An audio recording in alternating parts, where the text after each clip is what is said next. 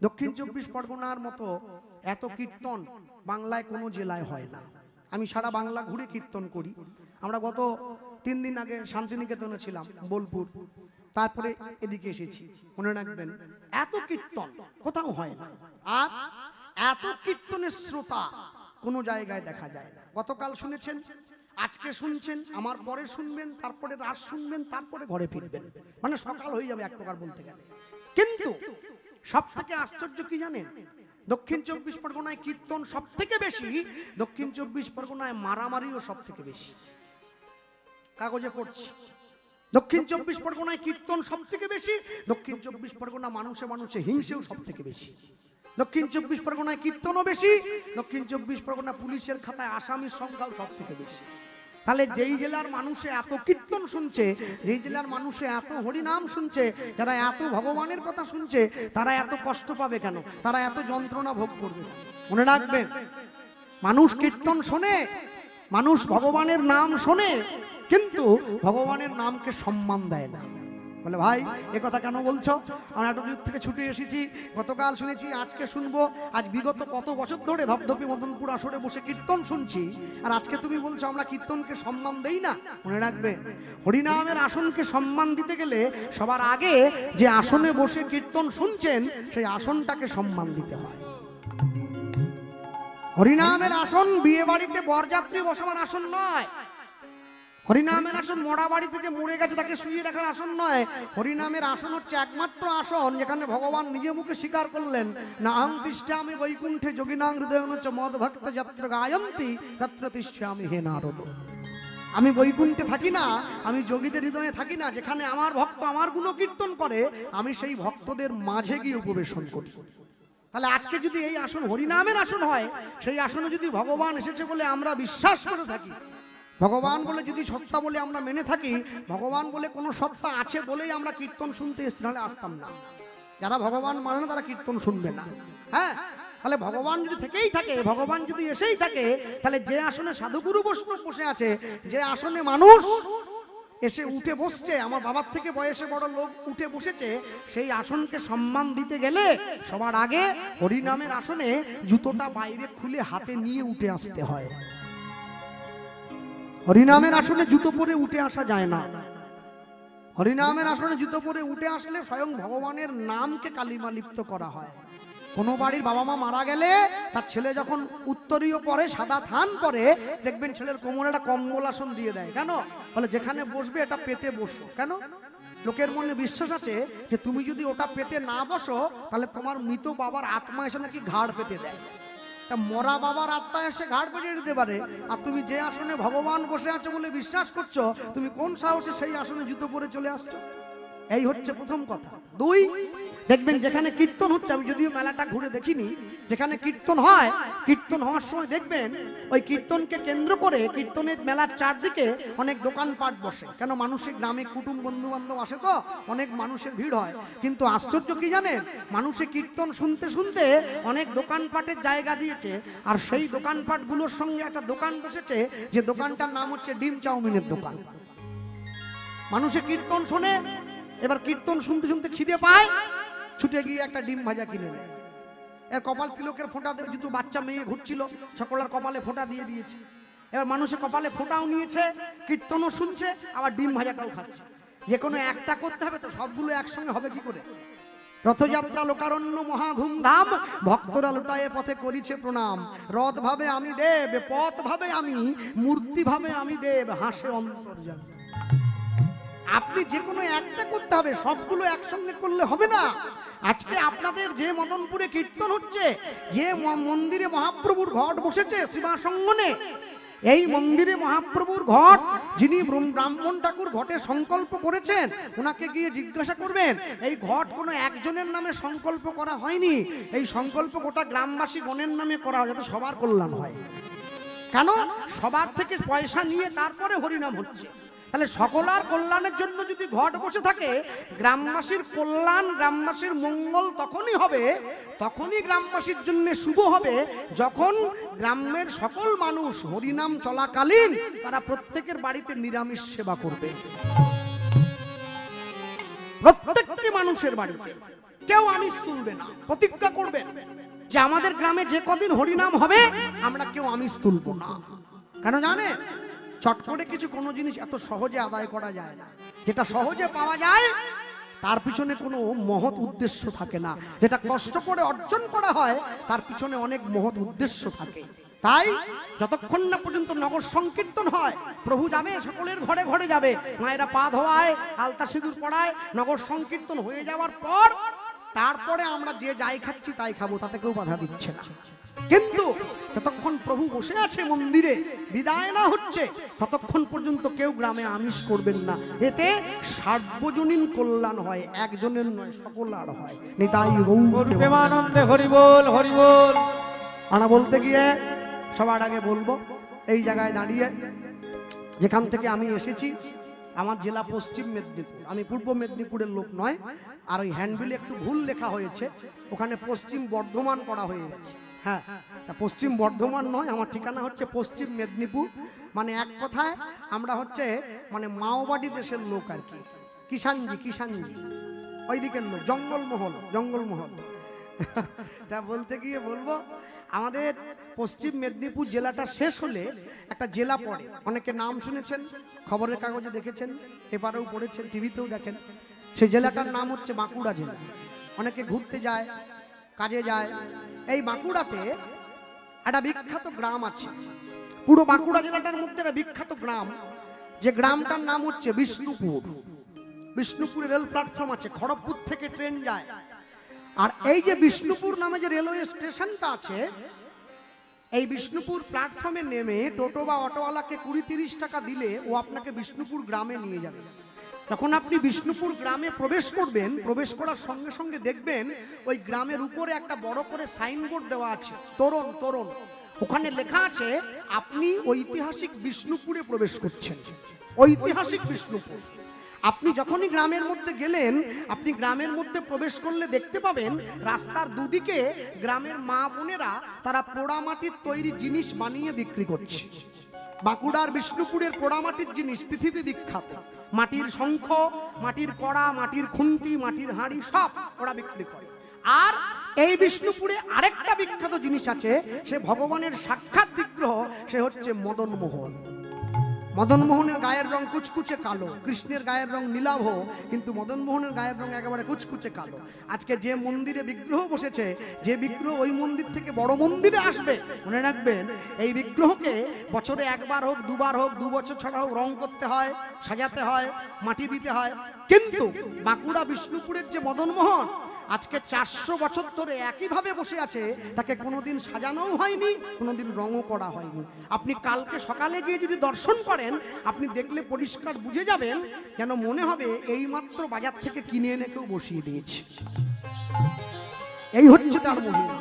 আমরা সান্ধ্যকালীন কীর্তন মঞ্চে দাঁড়িয়ে শুনবো এই বিষ্ণুপুরের মদন মোহন, যার হাত ধরে বিষ্ণুপুরের মাটিতে এসেছিল, ভক্তকে করুণা করেছে, লীলা পুরুষোত্তম বাঁকুড়া বিষ্ণুপুরের মদন মোহন। নিতাই গৌর প্রেমানন্দে হরি বল, হরি বল। সবার আগে বলতে গিয়ে বলি, শ্রীকৃষ্ণ চৈতন্য মহাপ্রভু সন্ন্যাস হয়ে যাওয়ার পর নিতাই চাঁদকে পুনরায় বাংলায় ফিরে আসার আদেশ দিয়েছিলেন। আজ থেকে 400 বছর পূর্বে এই বাঁকুড়া বিষ্ণুপুরের মাটিতে একজন ক্ষত্রিয় বাড়ির ব্রাহ্মণ বাস করত, যে ব্রাহ্মণের নাম ছিল সনাতন দাস। নামটা মনে রাখবেন সব। এই ব্রাহ্মণের স্ত্রী ছিল, যার নাম ছিল শিলাবতী।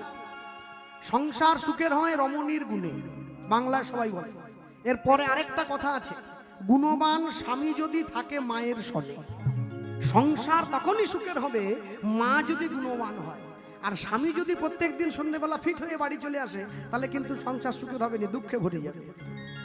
সনাতন দাসের কর্ম কি ছিল?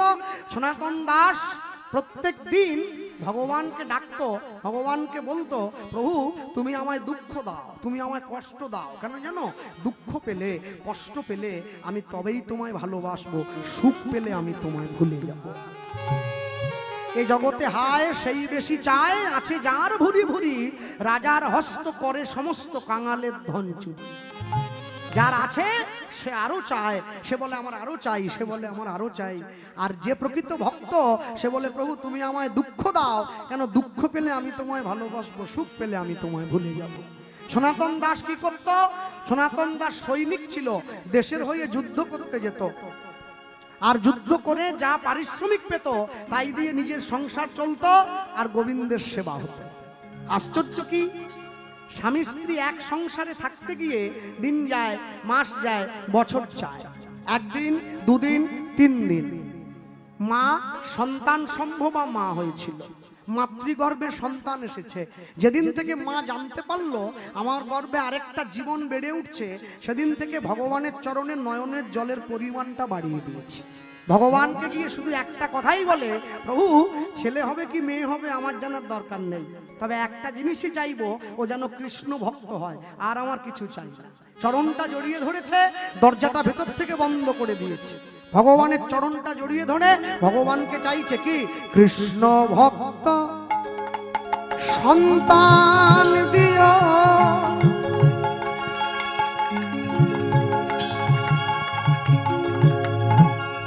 তোমার প্রভু তোমার সেবার তারে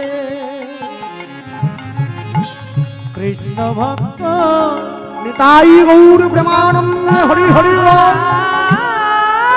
দিও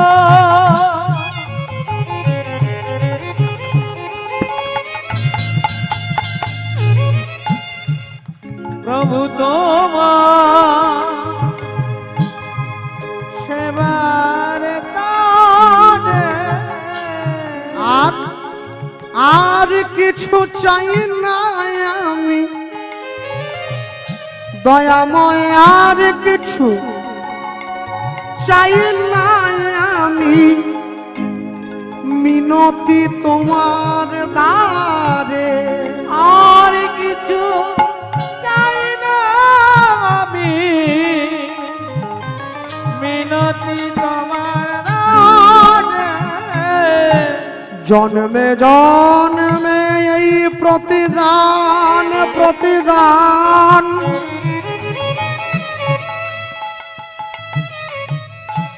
আমি ভুলিব না আর। ওগো জন্মে জন্মে এই প্রতিদান ভুলব না আর। তোমার সেবার তরে দেব এই মম উপহার, আমার কৃষ্ণ ভক্ত সন্তান দিও। ওগো কৃষ্ণ ভক্ত সন্তান দিও। আমি আর কিছু চাই না দয়াল, কৃষ্ণ ভক্ত সন্তান দিও। আমি আর কিছু চাই না দয়াল, কৃষ্ণ ভক্ত সন্তান দিও। শুধু যেন তোমার সেবা করতে পারে, কৃষ্ণ ভক্ত সন্তান দিও। ওই কলি যুগে জগৎ জীবের দ্বারে দ্বারে গিয়া বলি কৃষ্ণ ভক্ত সন্তান দিও। যেন তোমার নাম গুণ প্রচার করতে পারে, বলা কৃষ্ণ ভক্ত সন্তান দিও।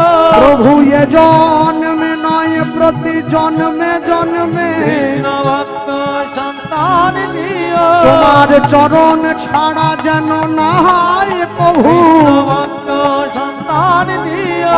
বিপদে ওর পাশে থাকিবে তুমি, কৃষ্ণ ভক্ত সন্তান দিও। বলি মায়ের মনের এই বাসনা হৃদয় গৌর হরি বল।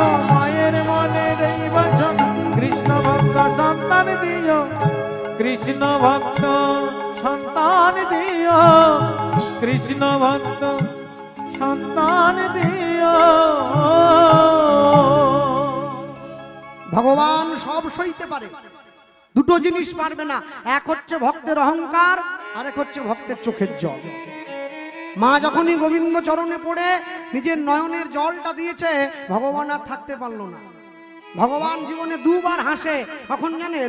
যখন নার্সিংহোমের বিছানায় রুগী শুয়ে থাকে আর ডাক্তার গিয়ে রুগীর সামনে দাঁড়িয়ে বলে, আপনার কোনো চিন্তা নেই, আমি যখন আছি আপনি বাঁচবেন। ভগবান হাসছে ডাক্তারের দিকে তাকিয়ে, বলে, হ্যাঁ গো ডাক্তার, তুমি যে রুগীকে বাঁচার গ্যারেন্টি দিয়ে দিচ্ছ, তুমি নিজে কতক্ষণ বাঁচবে সে গ্যারেন্টি কে দেবে? আরেকবার ভগবান হাসে। কখন জানেন? যখন দুই ভাই ফিতা ফেলে জায়গা ভাগ করে, তোর 5 কাঠা আমার 5 কাঠা। ভগবান হাসে, বলে, কার জায়গা ভাগ করছে কারা? পরের জমি পরের জায়গা ঘর বানাইয়া রই, আমি তো সেই ঘরের মালিক নই। জায়গা আমার একটা আছে, মরার পরে আমার ভাগ দেয়া হবে 3.5 হাত, তোর বেশি একটুও দেয়া হবে না। ভক্তমণ্ডলী, ভক্তিমতী মায়েরা, এখনই গোবিন্দ চরণে নয়নের জলটা পড়েছে, ভগবান দৈববাণী করলো, শিলাবতী, তোমার ভালোবাসায় তোমার সেবায় আমি সন্তুষ্ট হয়েছি, আশীর্বাদ করলাম, অচিরাতে তোমার ঘরে এক পুত্র সন্তান জন্ম গ্রহণ করিবে, জন্ম গ্রহণ করিবে। আমার ভক্তির বলে সন্তান বলবান হইবে, বলবান হইবে। এই সন্তান না রহিবে তোমার ঘরে, তোমার ঘরে জগৎ মাঝারে আমার লীলা কথা প্রচার করিবে দারে দারে, দারে দারে। এই সন্তান রাজা থেকে মহারাজা হইবে, মহারাজা হইবে।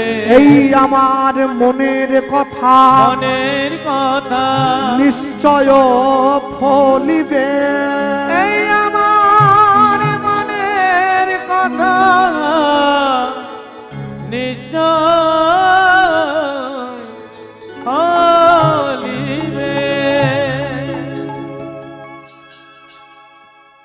পিতামাতার মৃত্যুর পরে পিতামাতাকে পিণ্ড দান করে পুত নামক নরক থেকে উদ্ধার করে বলে সন্তানকে বলা হয় পুত্র।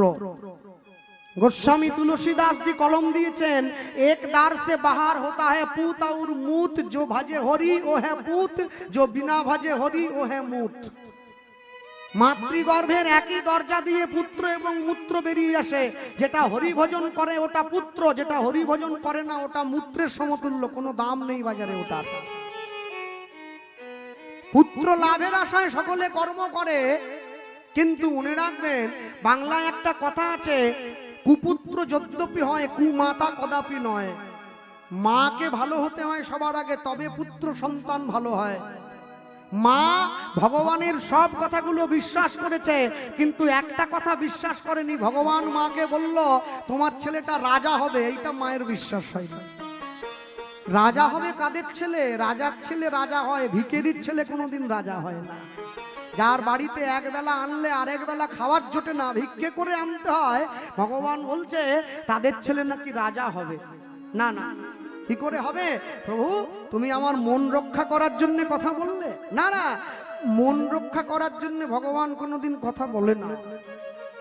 ভক্তমণ্ডলী মায়েরা, ভগবানের চরণে প্রণাম করে মা যখনই উঠে দাঁড়িয়েছে, দরজার বাইরে স্বামী দরজায় টোকা দিচ্ছে, শিলাবতী, শিলাবতী দরজাটা খোলো। চমকে উঠলো, কে? আমি তোমার স্বামী, দরজাটা খুলে দাও। ছুটে গিয়ে দরজাটা খুলে দিয়েছি।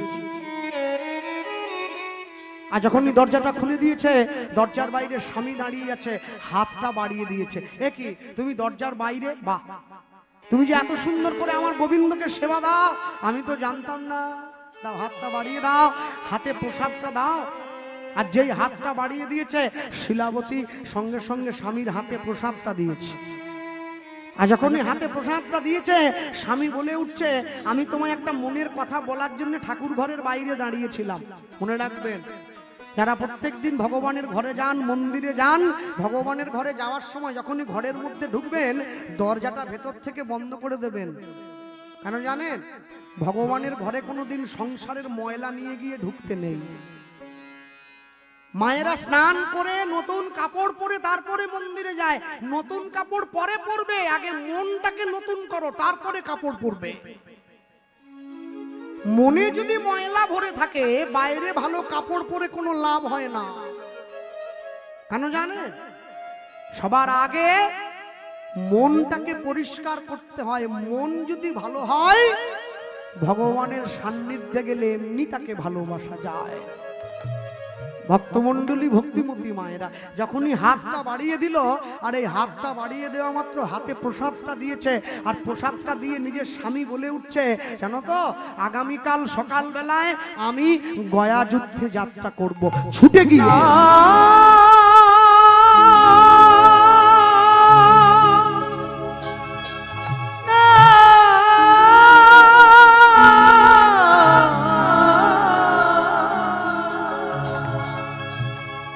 বলো না। নিজের স্বামীর চরণটা জড়িয়ে ধরল। এ তুমি কি বলছো? এই তুমি আমি আমি আমি তোমার স্ত্রী, অগ্নি সাক্ষী করে 7 পাক ঘুরে তুমি আমাকে তোমার স্ত্রী বলে গ্রহণ করেছো। তুমি আমার দেহের মনের সব খবর জানো। আমি তো তোমার ঔরসে তোমার সন্তানের জন্মদাত্রী মা হতে চলেছি। আমি 9 মাসের সন্তান সম্ভবা মা, আর এই অবস্থায় তুমি যুদ্ধে যাবে? এ কি? না না শিলাবতী, তুমি আমার পা ধরলে কেন? আমার পাটা ছেড়ে দাও। আমার পাটা, আমি তোমায় তো অন্যায় কিছু বলিনি। না না, অন্যায় বলবে কেন? অন্যায় তুমি বলনি, আমি জানি তুমি আমায় অন্যায় বলনি, কিন্তু তুমি তো নিজে অন্যায় করতে চলে যাচ্ছ। ভক্তমণ্ডলী মায়েরা, আগেকার দিনে নিয়ম ছিল, মাতৃগর্ভে সন্তান থাকলে সেই মায়ের স্বামীকে কোনো জীব হত্যা করতে দেওয়া হতো না, যার জন্য সে সময় প্রত্যেকটা ঘরে এত ভালো ভালো সন্তান জন্ম নিয়েছে। এই পৃথিবীর ইতিহাস পড়ে দেখুন, শাস্ত্রগ্রন্থ খুলে দেখুন, এই পৃথিবীতে যত জায়গায় ভালো ভালো সন্তানের জন্ম হয়েছে, সমস্ত ভালো সন্তানের মূলে একটা করে ভালো মা আছে।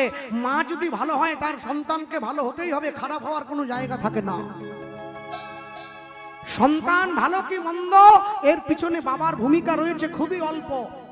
তাকিয়ে দেখো, কৌশল্যার মতো মা পেয়েছিল বলে ছেলেটা রামচন্দ্র হলো। রামচন্দ্র হলো। দেবকীর মতো মা পেয়েছিল বলে ছেলেটা কৃষ্ণ হলো। কৃষ্ণ হলো। শচী মায়ের মতো মা ছিল বলে ছেলেটা মহাপ্রভু হলো। মহাপ্রভু হলো। ভগবতী দেবীর মতো মা ছিল বলে ছেলেটা বিদ্যাসাগর হলো। বিদ্যার সাগর হলো। প্রভাবতী দেবীর মতো মা পেয়েছে বলে ছেলেটা সুভাষচন্দ্র বসু হলো। সুভাষচন্দ্র বসু হলো। সারদা দেবীর মতো মা ছিল বলে ছেলেটা বিশ্বকবি রবীন্দ্রনাথ হলো। রবীন্দ্রনাথ হলো। হিরণ্যকশিপু দৈত্য ছিল, ছেলেটা প্রহ্লাদ হলো। মা কয়াধু বড্ড ভালো ছিল, তাই ছেলেটা সাধু হয়েছে। মায়ের শিক্ষা আগে হলে শিশু শেখে মায়ের কোলে। মাকে অনেকটা ভালো হতে হবে। চাষি যখন জমিতে ধানের বীজটা পুঁতে দেয়, তার আগে জমিটাকে সার বিষ দিয়ে তৈরি করে, তারপরে তো জমিটা তৈরি হওয়ার পরে বীজটা পোতে। মাতৃগর্ভরূপী জমিতে সন্তানরূপী বীজটা পুঁতে দেওয়ার আগে বাবার সর্বপ্রথম কর্তব্য জমিটাকে তৈরি করে নেওয়া। মা যদি ভালো হয়, তার সন্তানকে ভালো হতে হবে। রাবণের বাবা ছিল বিশ্বশ্রবা মুনি, তার ছেলেটা রাবণ হলো। মা নিকষাটা বড্ড খারাপ ছিল, তাই ছেলেটা রাবণ হয়ে গেছে। মা ছুটে গিয়ে স্বামীর চরণটা জড়িয়ে ধরে বলছে, আমি তোমায় যুদ্ধে যেতে দেব না। কেন জানো?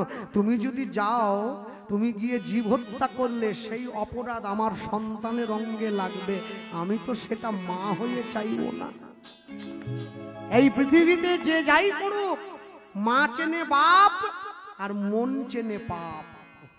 সন্তানের প্রকৃত পিতাকে এটা মা বলতে পারবে একমাত্র, আর কেউ বলতে পারবে না। আর অন্ধকারে গিয়েও কেউ যদি খারাপ কাজ করে, তার মন জেনে যাবে, কেউ জানুক আর না জানুক। ভগবানেরকে সাক্ষী রেখে মন্দিরের মধ্যে দাঁড়িয়ে সনাতন দাস নিজের স্ত্রীকে কথা দিল, আমি তোমায় কথা দিচ্ছি 7 দিনের মধ্যে আমি যুদ্ধ থেকে ফিরে আসব। আর এই ফিরে আসতে গিয়ে যদি আমার মৃত্যু হয়, আমি তথাপিও কোনো জীব হত্যা করব না। নিজের স্ত্রীকে বুঝিয়ে স্বামী চলে গেল যুদ্ধে। একদিন, দুদিন, 3 দিন, 7 দিন কেটে গিয়েছে। 8 দিনের দিন সকালবেলায় মা শিলাবতী অন্ন ব্যঞ্জন রান্না করে গোবিন্দকে ভোগ দিয়ে স্বামী আসার অপেক্ষায় বসে আছে। একসঙ্গে দুজনায় প্রসাদ পাবে। সকাল গড়িয়ে দুপুর হলো, দুপুর গড়িয়ে বিকেল হলো, বিকেল গড়িয়ে সন্ধে হয়ে গেল, স্বামী এলো না। মা সন্ধেবেলায় তুলসী তলায় প্রদীপটা নিয়ে দিতে যাচ্ছে, ভগবানের কাছে মনের দুঃখটা বলতে যাচ্ছে। পাষাণে বলিয়া ডাকিছ যারে, সে তো পাষাণ নয়। ডাকিতে ডাকিতে নয়ন ঝুরিলে, পাষাণ কথা কয়। পাষাণ ভাবিয়া হৃদয় গৌর ব্রহ্মানন্দ হরিব। ডাকিছ যারে, সে তো পাষাণ নয়। ডাকিতে ডাকিতে নয়ন জুড়িবে, পাষাণ কথা আমি পাষাণ নই, আমি পাষাণ নই, আমি পাষাণ নই, আমি পাষাণ নই, আমি পাষাণ নই, আমি পাষাণ নই, আমি পাষাণ নই, আমি পাষাণ নই। কি দিয়ে তোমায় পুজিব বলো, কি আছে মোর সম্বল, কি দিয়ে তোমায় পুজিব বলো, কি আছে মোর সম্বল। কি দিয়ে তোমায় পুজিব বলো, কি আছে মোর সম্বল, কি দিয়ে তোমায় পুজিব বলো, কি আছে মোর সম্বল। ভক্তি অশ্রু দিয়া তোমায় পুজিব চরণ তল, ভক্তি দিয়া তোমার পুজিব চরণ তল। নানা পাষাণ ভাবিয়া ডাকিছ যান, সে তো পাষাণ নয়। ডাকিতে ডাকিতে নয়ন ঝুরিলে, পাষাণ কথা কয়। পাষাণ বলিয়া ডাকিছ যারে, সে তো পাষাণ নয়। ডাকিতে ডাকিতে নয়ন জুড়িবে, পাষাণ কথা কয়। আমি পাষাণ নই, পাষাণ নয়, আমি পাষাণ নই, পাষাণ নয়, আমি পাষাণ।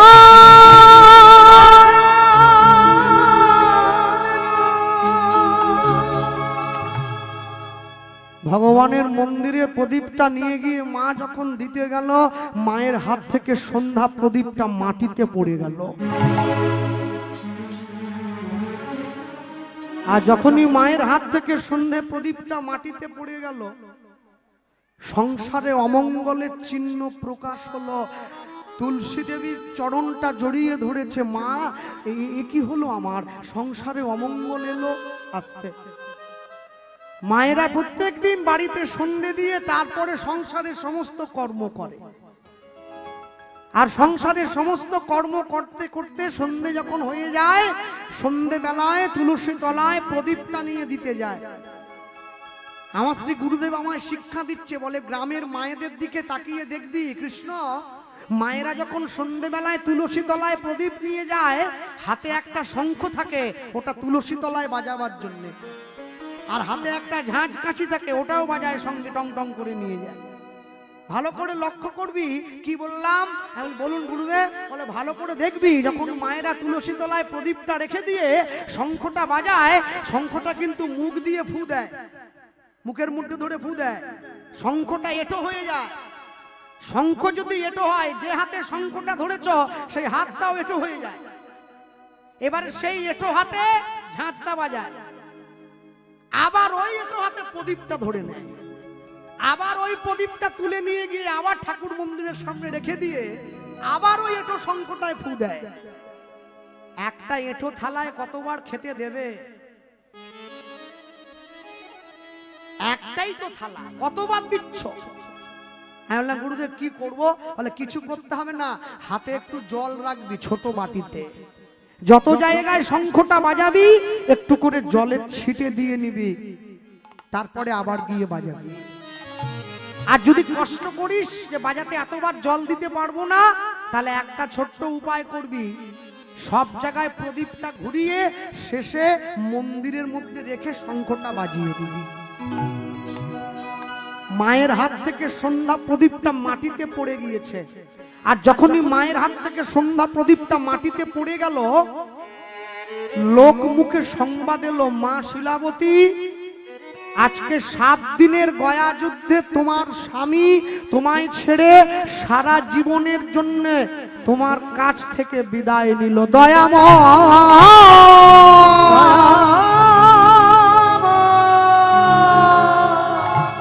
দয়াময়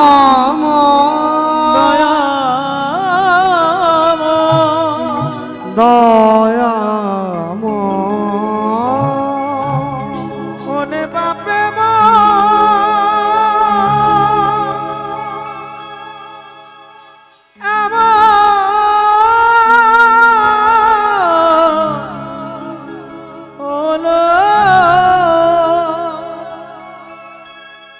বল দয়াময়,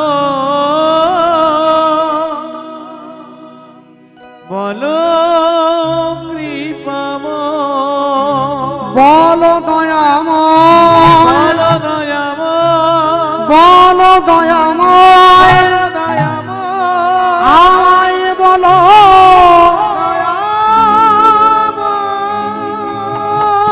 ছুটে গিয়ে ভগবানের চরণে আছাড় খেয়ে বলল, আমি কোনোদিন তোমায় অযত্ন করি নাই, আমি কোনোদিন তোমার সেবা না দিয়ে নিজের সেবা গ্রহণ করি নাই, আমি কোনোদিন তোমায় অযত্ন করি নাই, তবে কেন আমার জীবনের শেষ অবলম্বনটুকু তুমি আমার কাছ থেকে কেড়ে নিলে? কে আমায় ক্ষুধায় অন্ন দেবে? কে আমায় বস্ত্র দেবে? কে আমার মনের দুঃখের কথা শুনবে? আমি কোথায় যাব? কার কাছে যাব? হাত জোড়ো করে ভগবানের চরণে আছাড় খেয়ে পড়েছি। সিংহাসনে দাঁড়িয়ে থাকা ভগবানের বিগ্রহ থেকে টপ টপ করে চোখ থেকে ভগবানের জল ঝরে পড়ছে। মা,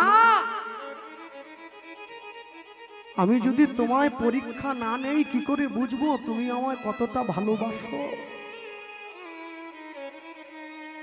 কার ভালোবাসা কতটা গভীর বুঝবো কি করে? শোনো, পরীক্ষা তারই নেওয়া হয় যে পড়াশুনো করে। যে কৃষ্ণ ভালোবাসে কষ্ট তারই হয়, যে ভালোবাসে না তার কষ্ট হয় না।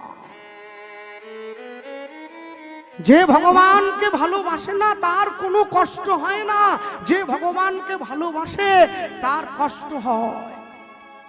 হ্যাঁ,